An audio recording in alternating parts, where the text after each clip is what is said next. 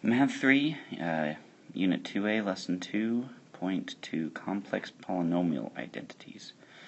Alright, so this one is similar to what we've been doing.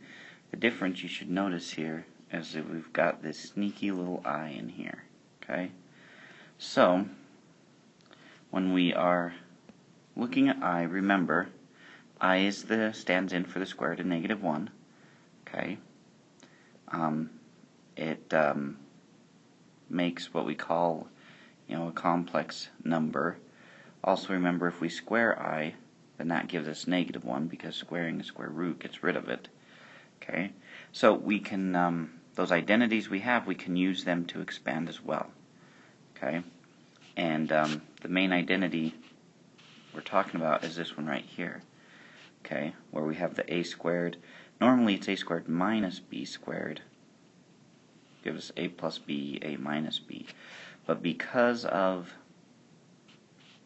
the plus here, that helps us, with the imaginaries and that.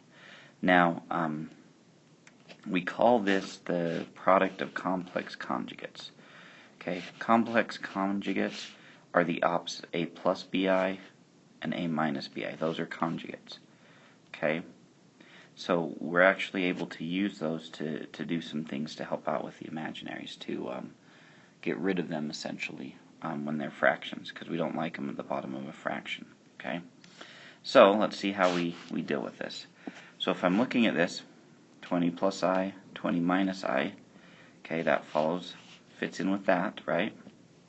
So let's write that up here. A squared plus b squared equals a plus bi, a minus bi. Okay, so what that would give us is this I is like 1i. So a would be 20. So we'd have 20 squared plus the number in front of I would be 1. So it would be 1 squared. Okay, then we'd also have to deal with the I.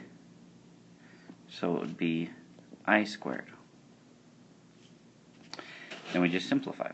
Well, I squared, 1 squared is 1, I squared is -1, so we get -1 plus 20 squared is 400, so 400 minus 1 would give us 399.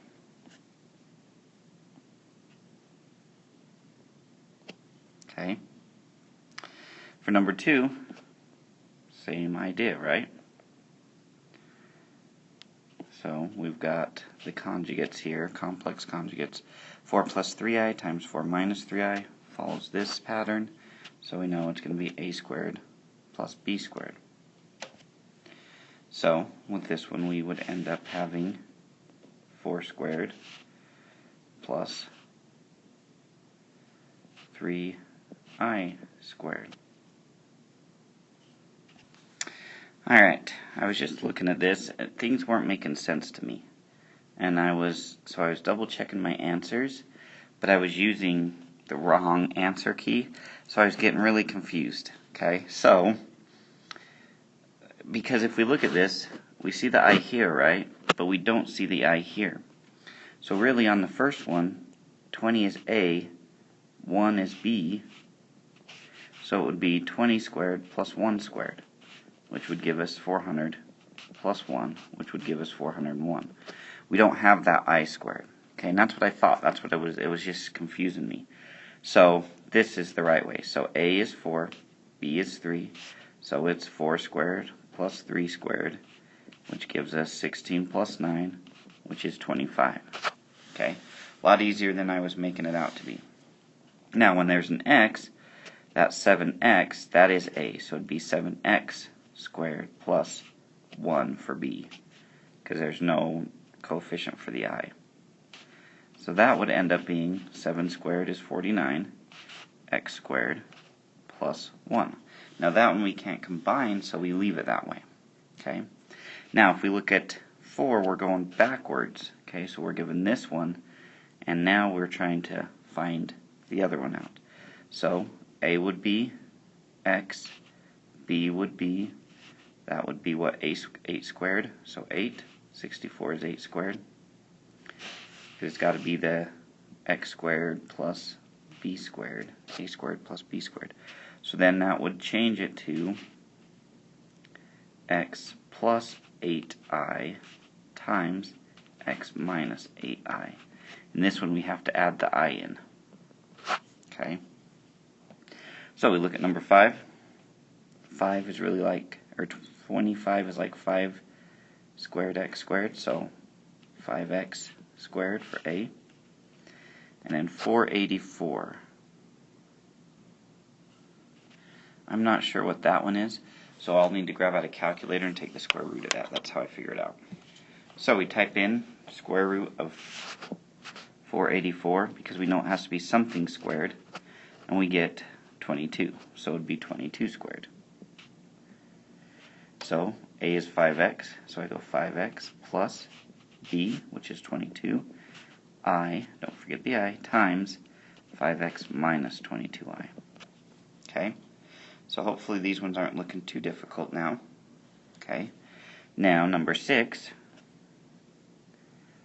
we're given 9x and 15, so 9x for A, 15 for B.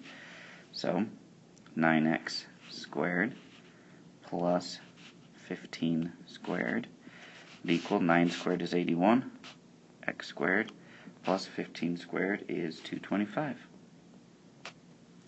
Okay, the last one, 36, that's like 6x squared, right? 144 is like 12 squared, so A 6x, B 12, so 6x plus 12 times 6x minus 12. Now, you should notice here that we can factor numbers out of here, can't we? A 6 out of each one. Okay? So if I distributed a 6, that would actually be 6 times 3x plus 2. Okay? And we forgot, not 3. If I factor out a 6, that would just be x, wouldn't it? Making all sorts of mistakes today. X plus, and that needed the I, didn't it? 2i. And I could factor a 6 out of this one, which would be 6 times x minus 2i. Now 6 times 6 is 36. So we'd get 36 then times x plus 2i times x minus 2i. And that's the main part of that. Okay, now if we look at these last problems, we're going to end up using those conjugates to help us figure this out. Alright, so on these ones we're looking at impedance, okay, which deals with electrical current and the opposition that a circuit presents. So they're giving us basically this formula. And we're going to use that formula with these elements to figure out, essentially to combine them. Okay? So we'd write the first one as this fraction, 1 over 10 plus I, plus the second one, which would be 1 over 8 plus 2i. Now, in order to solve these, we're going to have to use this idea of the conjugates. Okay? So if we get a plus bi on the bottom, we can eliminate it essentially by timesing by a minus bi. Okay? Because that eliminated our I in that sense. Okay? So that's what you end up having to do here. So on this left side, I would times it by 10 minus I over 10 minus I, because we have to multiply by 1. We can't just multiply by random numbers. On the right side, we multiply by 8 minus 2i. So remembering that a minus plus bi times a minus bi equals a squared plus b squared, that's what we're going to use. So the tops, they just multiply and become 10 minus I over plus 8 minus 2i. So we're not completely getting rid of them, we're just trying to get rid of them as a fraction. So a would be 10, b would be 1, so we'd get 10 squared plus 1 squared on the left side. Then a would be 8, and b would be 2, so 8 squared plus 2 squared. So if we simplify that, we'd have 101. So 10 minus I over 101 plus 64 and 4 over 68. So 8 minus 2I over 68. Then, in order to add fractions, remember we need common denominators. So I'm just going to multiply this side by 68. And the right side will multiply by 101. So we're going to get some pretty ugly numbers. Then we distribute. So I get 680 minus 10I over, let's find out what 68 times 101 is. 6,868. Okay. Plus, then I distribute that 10, so I get 80 minus 20I over the same thing. Okay, then I can combine the top, so I'd go 680 plus 80 to get 760 minus 10 plus 20 would give me 30I over 68. And that's pretty much, I'm done. Okay. Now we can look at this and realize they're all even, so we could end up trying to simplify them.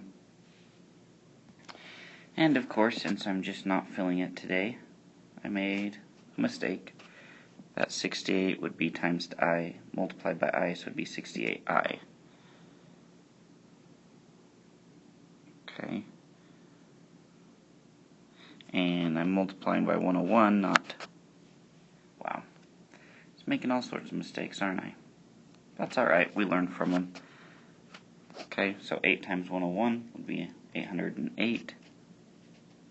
That looks better. Minus 202I. Okay, now let's try this again. At least we had the denominator right. So now 680 plus 808 give us 1488 minus 68 plus 202 give us minus 270I. Okay, so that looks a lot better. Now, with that, we can look at these and realize that they're all even. So we should be able to combine them and reduce. So if I divide everything by 2,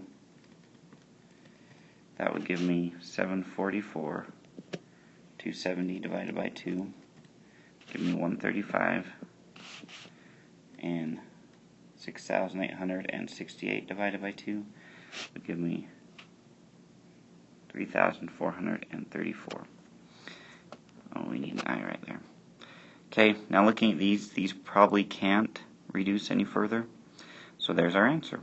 So kind of a lot of work, but that's kind of how we can use that to help us simplify something. So we've got 2 more to go. So let's do the next 2. Finish this up and see if I can do this one without making any mistakes. So we start off 1 over 13 plus 2I plus 1 over 11 plus I. So I times by their conjugates, as we call them, which is just the subtraction version of it.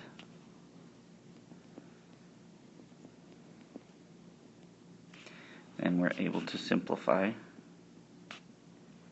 That multiply on the top, that multiplies on the top.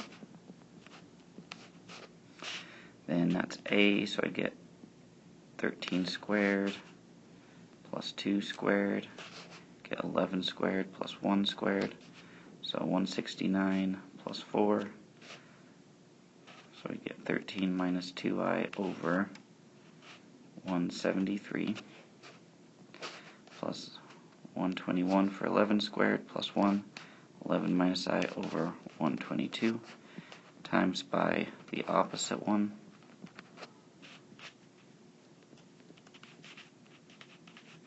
Okay, so our denominator, 122 times 173, is going to give us a very large number.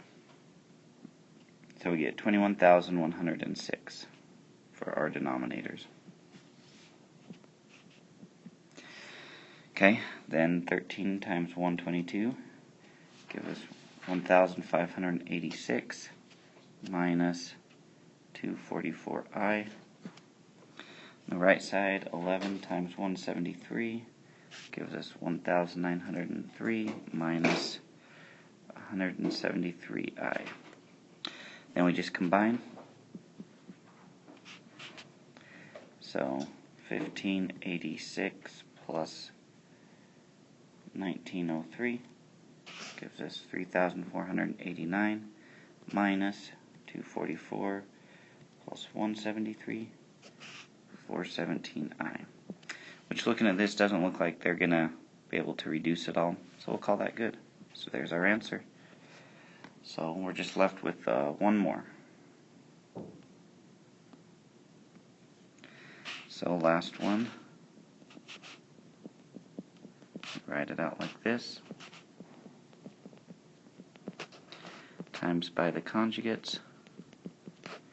And we use that identity to simplify those. So on the right side, right fraction, this is what we get. So 12 squared plus 3 squared, so 144 plus 9, so 153.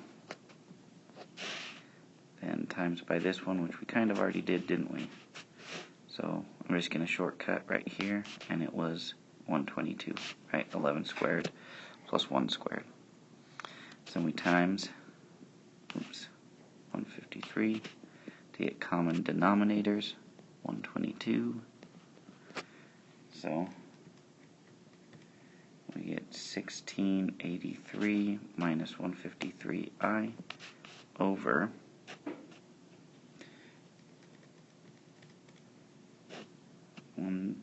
18,666 plus, this will be the same denominators, 18,666, and 122 times 12 is 1464 minus 122 times 3, 366i. Then we combine them. So 1683 plus 1464 gives us 3147 minus 153 plus 366, 519i over 18,666, which we can actually reduce by 3. If we divide each of these numbers by 3, we end up with 1,049 minus 173i over 6,222. Now, if you only leave it like that, I'm fine with that. But we could reduce it down to this. And there we go, guys.